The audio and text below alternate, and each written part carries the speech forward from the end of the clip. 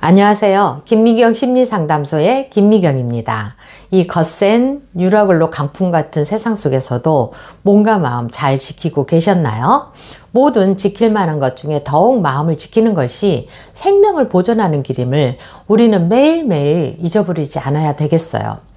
오늘은 나르시시스트로 인해서 정신적, 정서적, 육체적으로 황폐화된 분들을 위해서 빅터 프랭클의 로고테라피, 즉 의미치료로 치유할 수 있는 방법에 대해서 나눠보려고 해요.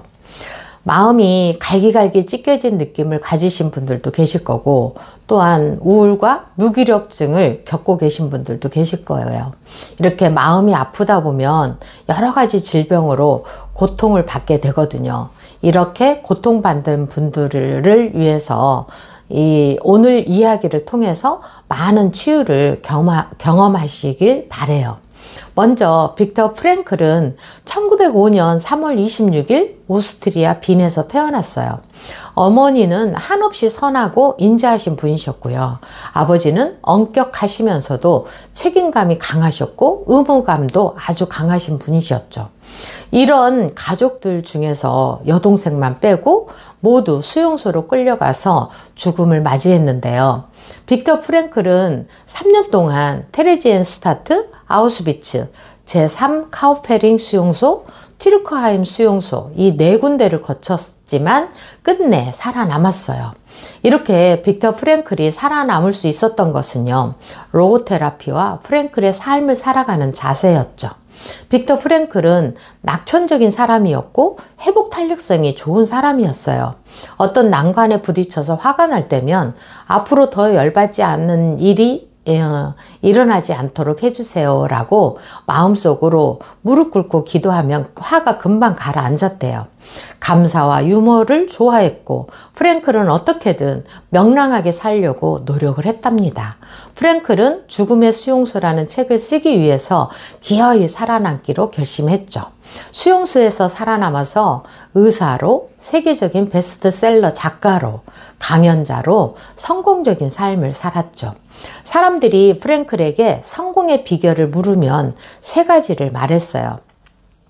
첫째, 작은 일을 할 때는 큰 일을 할 때처럼 철저하게 하고, 큰 일을 할 때는 작은 일을 할 때처럼 편안하게 하라. 둘째, 일을 할 때는 신속하게 하라. 셋째, 가장 하기 싫은 일을 먼저 하라였어요. 수용소에서 틈만 나면 한 줄이라도 책을 쓰기 위해 안간힘을 썼고요. 1분 1초를 아껴서 의미 있게 쓰는 법을 익혔으며 삶에서 꼭 해야만 하는 의미 있는 일에 시간을 바쳤다고 해요. 빅터 프랭클은 삶의 의미를 발견하는 것은 중요한 일이며 모든 인생에는 의미가 있다라고 강조하죠. 내 삶의 의미를 적극적으로 찾아야 하며 삶이 나에게 하는 질문에 대해 대답을 해야 하는데요. 우리 존재를 스스로 책임질 때 삶이 나에게 던지는 질문에 대답할 수가 있다고 해요. 굶주림과 언제 가스실로 끌려갈지 모르는 그런 척박한 상황에서도 자기 자신이 정신적으로나 영적으로 어떤 사람이 될 것인가를 내가 선택할 수 있다는 거죠. 마지막 남은 내면의 자유를 결코 빼앗을 수 없다는 사실을 증언하는 말이에요. 수용소의 시련도 가치 있는 것이었고요. 그 고통을 참고 견뎌낸 것은 순수한 내적 성취의 결과라고 할 수 있어요. 삶을 의미 있고 목적 있는 것으로 만드는 것, 바로 그것이 빼앗기지 않는 영원의 자유인 거죠. 그 진리란 인간에게 모든 것을 빼앗아 갈 수 있어도 단 한 가지, 마지막 남은 인간의 자유, 주어진 환경에서 자신의 태도를 결정하고 자기 자신의 길을 선택할 수 있는 자유만은 빼앗아 갈 수 없다는 거죠. 도스토옙스키는 이렇게 말했어요. 내가 세상에서 한 가지 두려워하는 것이 있다면 그것은 내 고통이 가치 없게 되는 것이다 라고요.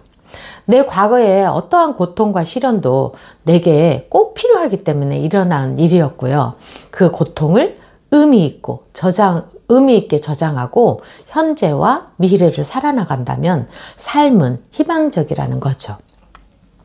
의미치료는 죽음 앞에 선 생명도 건질 수가 있고요. 고통과 절망 속에서도 내 삶에서 의미만 찾을 수 있다면 우리는 살아낼 수 있어요. 빅터 프랭클은 인생을 두 번째로 살고 있는 것처럼 살아라. 그리고 지금 당신이 막 하려고 하는 행동이 첫 번째 행동에서 이미 그릇되게 했던 바로 그 행동이라고 생각하라고 말한 것처럼 과거의 실수를 바로잡고 더 나은 인간으로 나아가는 책임 있는 삶을 살아야 하겠죠. 로고테라피는요, 스스로 답을 찾도록 이끄는 대화법을 통해서 치유의 효과가 있어요. 일명 소크라테스 대화법인데요. 내담자에게 답을 주는 게 아니라 스스로 선택할 수 있도록 돕는다는 거죠. 스스로도 알 수 없었던 자신 안에 숨겨진 순수한 동기를 찾는 것은 아주 중요해요. 내담자가 진심으로 추구하는 의미와 가치를 발견할 수 있도록 질문을 통해서 자신의 삶에서 가치의 순위를 스스로 매겨보도록 안내를 하는 것도 중요하죠.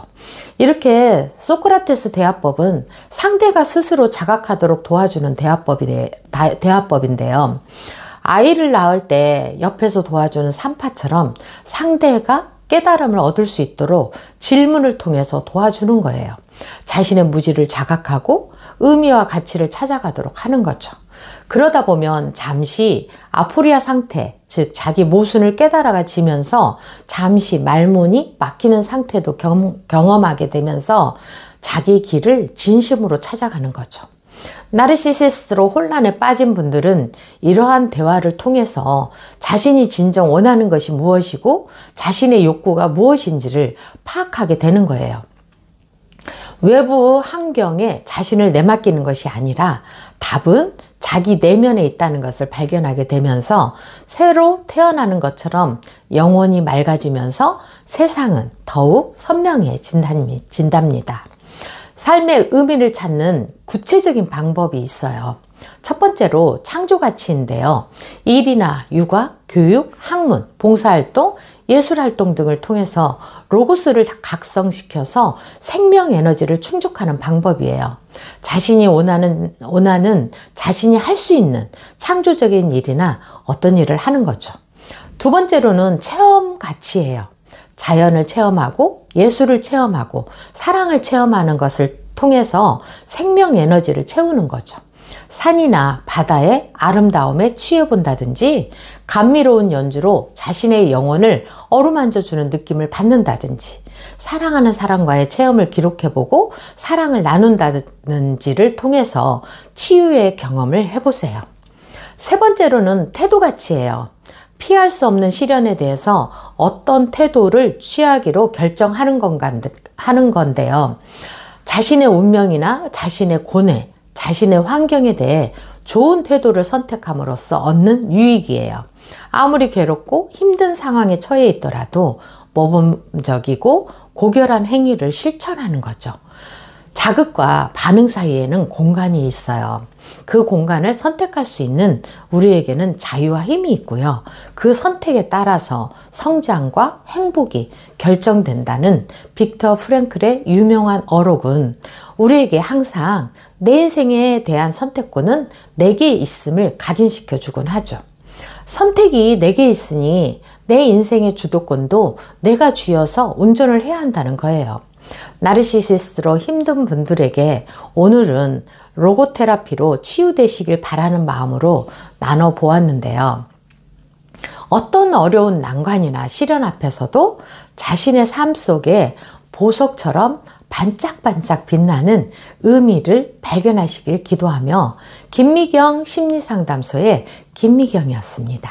감사합니다.